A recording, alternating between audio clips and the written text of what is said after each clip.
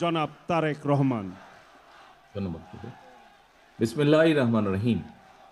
BNP আয়োজিত বিজয় দিবসের আজকের এই আলোচনা অনুষ্ঠানের সম্মানিত সভাপতি জনাব মির্জা ফখরুল ইসলাম আলমগীর, মঞ্চে উপস্থিত স্থায়ী কমিটির সম্মানিত সদস্যবৃন্দ সহ উপস্থিত নেতৃবৃন্দ, আমার সামনে উপস্থিত প্রিয় ভাই বোনেরা এবং প্রিয় সহকর্মীবৃন্দ সহ সমগ্র দেশের গণতান্ত্রিক আমি প্রিয় জনগণ, আসসালামু আলাইকুম। লাখো প্রাণের বিনিময়ে অর্জিত গৌরবময় বিজয়ের ৫৪তম এই বার্ষিকীর শুভ লগ্নে বাংলাদেশের গণতন্ত্রকামী স্বাধীনতা প্রিয় জনগণকে জানাই বিজয়ের আন্তরিক শুভেচ্ছা।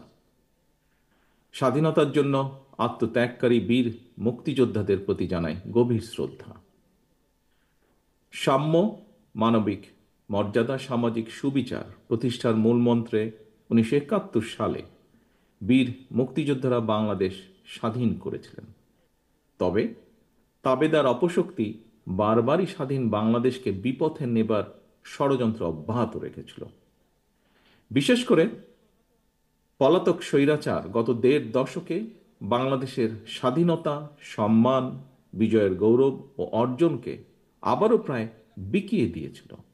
তবে ছাত্র জনতার রক্তক্ষয়ী গণ অভ্যুত্থানে গত ৫ই আগস্ট তাবেদার মাফিয়া চক্রের প্রধানের পালিয়ে যাবার ভেতর দিয়ে দেশ এবং জনগণের স্বাধীনতা রক্ষা পেয়েছে।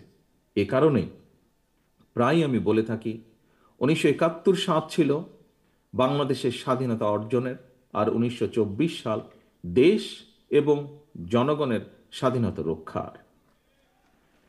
এমন পরিস্থিতিতে ফ্যাসিবাদ মুক্ত পরিবেশে এবারের বিজয় দিবস অবশ্যই অনেক বেশি আনন্দের, গৌরবের এবং অনেক বেশি অর্থবহ এবং তাৎপর্যপূর্ণ।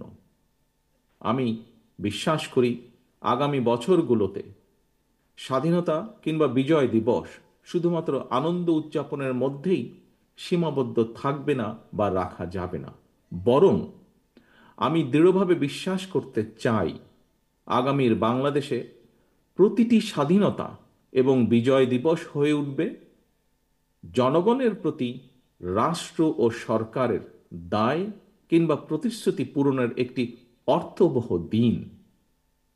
প্রিয় উপস্থিতিবৃন্দ, ১৯৭৫ সালের নভেম্বরের পূর্ব পরিস্থিতি কিংবা মাফিয়া শাসনের গত ১.৫ দশক উভয় সময় শাসনকাল পর্যালোচনা করলে কিন্তু একটি বিশেষ লক্ষণীয় দিক ফুটে ওঠে।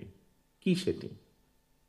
উভয় সময়ই আমরা দেখেছি বাংলাদেশের স্বাধীনতা, সার্বভৌমত্ব প্রায় বিপন্ন হয়ে পড়েছিল। জনগণ দেখেছে দেশের স্বাধীনতা, সার্বভৌমত্ব বিপন্ন করে দেওয়ার ষড়যন্ত্র বাস্তবায়নের অংশ হিসাবে সুকৌশলে নাগরিকদের সকল গণতান্ত্রিক রাজনৈতিক অধিকারকে কেড়ে নেওয়া হয়েছিল। হরণ করা হয়েছিল জনগণের ভোট প্রয়োগের অধিকার। জনপ্রতিনিধি নির্বাচনী ব্যবস্থাকে একদম ধ্বংস করে দেওয়া হয়েছিল। সুতরাং এটি স্পষ্ট, জনগণের গণতান্ত্রিক অধিকার, জনগণের ভোট প্রয়োগের অধিকার বহাল এবং কার্যকর থাকা না থাকার সঙ্গে দেশের স্বাধীনতা, সার্বভৌমত্ব সুসংহত থাকা না থাকার একটি গভীর সংযোগ কিংবা সম্পর্ক রয়েছে। অর্থাৎ রাষ্ট্রের নাগরিকদেরকে রাজনৈতিক এবং অর্থনৈতিকভাবে ক্ষমতাহীন করে দেওয়া গেলে দেশের স্বাধীনতা, সার্বভৌমত্ব এমনকি রাষ্ট্রের আভ্যন্তরীণ শৃঙ্খলাও দুর্বল এবং বিপর্যস্ত হয়ে পড়ে। রাষ্ট্র এবং জনগণকে স্বনির্ভর এবং শক্তিশালী করতে হলে রাষ্ট্র ও রাজনীতির প্রতিটি ক্ষেত্রে গণতন্ত্রের লালন, বিকাশ এবং চর্চা অত্যন্ত জরুরি। আমরা মনে করি রাষ্ট্র ও সমাজে গণতান্ত্রিক রাজনীতি চর্চার অন্যতম প্রাতিষ্ঠানিক কেন্দ্রবিন্দু হচ্ছে জনগণের সরাসরি ভোটে নির্বাচিত জবাবদিহিতাদের দ্বারা, জনপ্রতিনিধিদের দ্বারা গঠিত জাতীয় সংসদ। জবাবদিহিমূলক সরকার ও সংসদ যথাযথভাবে কার্যকর থাকলে জনগণের রাজনৈতিক ক্ষমতাও নিশ্চিত থাকে। প্রিয় সহকর্মীবৃন্দ, আমাদের মনে রাখা দরকার, জনগণ শক্তিশালী না থাকলে জাতীয় ঐক্য শক্তিশালী হয় না।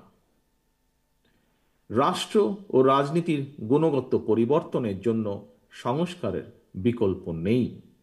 তবে একই সঙ্গে এটিও মনে রাখা জরুরি, কেউ স্বৈরাচার কিংবা ফ্যাসিস্ট হতে চাইলে তার কাছে সংবিধান কিংবা প্রবিধান বাধা হয়ে দাঁড়াতে পারে না বা দাঁড়ায় না।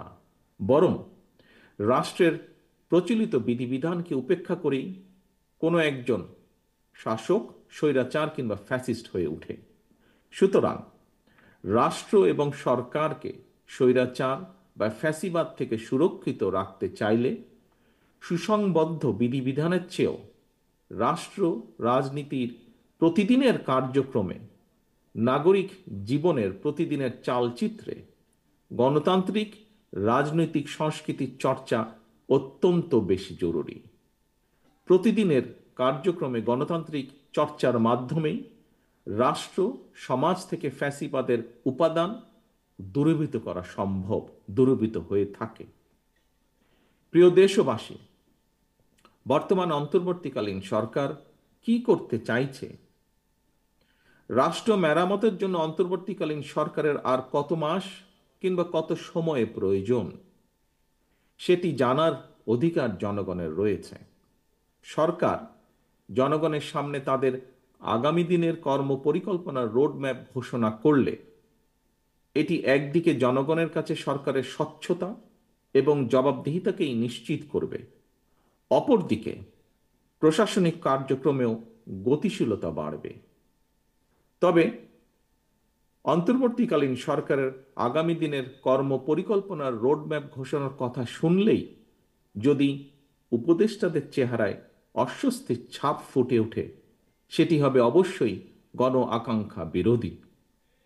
সরকার তাদের সকল কার্যক্রমের মাধ্যমে জনগণের কাছে যত বেশি স্বচ্ছ থাকবে, জনগণও সরকারের প্রতি তত বেশি সমর্থনের হাত প্রসারিত রাখবে। প্রিয় ভাই বোনেরা, প্রায় প্রতিদিন দেশের কোনো না কোনো হাসপাতালে ডেঙ্গুতে মানুষের মৃত্যু অব্যাহত রয়েছে। হাসপাতালের চিকিৎসা খরচ যোগাতে অনেকের জীবনে নাভিশ্বাস উঠেছে। এর পাশাপাশি নিত্য প্রয়োজনীয় দ্রব্যমূল্যের লাগামহীন ঊর্ধ্বগতিতে দিশেহারা সমাজের প্রায় প্রতিটি মানুষ। প্রতিদিনের সংসারের ব্যয় মেটাতে জনগণকে যুদ্ধ করতে হচ্ছে।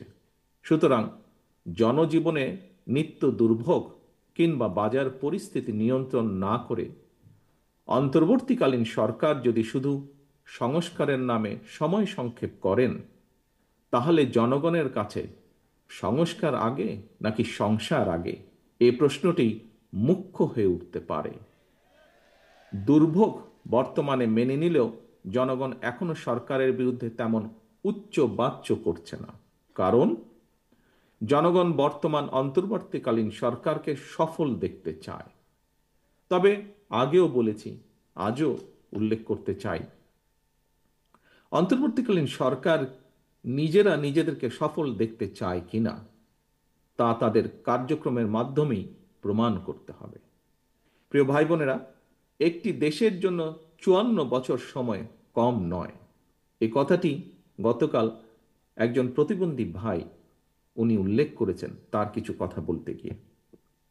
লাখো মানুষের রক্তের উপর দিয়ে দেশের জনগণ আজ এক অভূতপূর্ব ঐক্যের মোহনায় এসে দাঁড়িয়েছে। এই ঐক্যকে কাজে লাগিয়েই একটি বৈষম্যহীন বাংলাদেশ গড়ার লক্ষ্যে আমাদেরকে এগিয়ে যেতে হবে। একটি বৈষম্যহীন মানবিক বাংলাদেশ বিনির্মাণের লক্ষ্যে বাংলাদেশ জাতীয়তাবাদী দল বিএনপি ইতিমধ্যেই 31 দফা কর্মসূচি ঘোষণা করেছে, যা এখানে দলের মহাসচিব সহ আরো কয়েকজন বক্তা উল্লেখ করেছেন তাদের বক্তব্যে। এই কর্মসূচির লক্ষ্যই হচ্ছে শিশু, নারী, বৃদ্ধ অথবা দলমত, ধর্ম, বর্ণ নির্বিশেষে রাষ্ট্রকে অবশ্যই প্রতিটি নাগরিকের দায়িত্ব নিতে হবে। পরিশেষে আমি বিএনপির সর্বস্তরের নেতাকর্মীদের প্রতি আহ্বান জানিয়ে বলতে চাই, সকল অস্পষ্টতা কাটিয়ে অচিরেই নির্বাচনী রোডম্যাপে যাত্রা শুরু করবে আমাদের এই প্রিয় বাংলাদেশ। সেই যাত্রায় আবারও বলছি, দয়া করে মন দিয়ে শুনবেন প্রতিটি নেতাকর্মী এই দলের, সেই যাত্রায় আপনাদের বিশ্বস্ত সঙ্গী হচ্ছে দেশের গণতান্ত্রিকামী স্বাধীনতা প্রিয় জনগণ। সুতরাং আপনারা জনগণের সঙ্গে থাকুন, জনগণকে সঙ্গে রাখার সর্বোচ্চ চেষ্টা করুন। সবশেষে বিজয় দিবসের প্রকালে আমি শহীদ মুক্তিযোদ্ধা সহ স্বাধীনতার ঘোষকের প্রতি গভীর শ্রদ্ধা জানিয়ে আমার বক্তব্য শেষ করছি। আল্লাহ হাফেজ। বাংলাদেশ জিন্দাবাদ। বাংলাদেশ জাতীয়তাবাদী দল জিন্দাবাদ। ধন্যবাদ মাননীয় প্রধান অতিথি। আজকের সভার সভাপতি এবং প্রধান অতিথির অনুমতিক্রমে আজকের সভা এখানেই সমাপ্তি ঘোষণা করছি। সকলকে ধন্যবাদ। আসসালামু আলাইকুম রহমতুল্লাহ।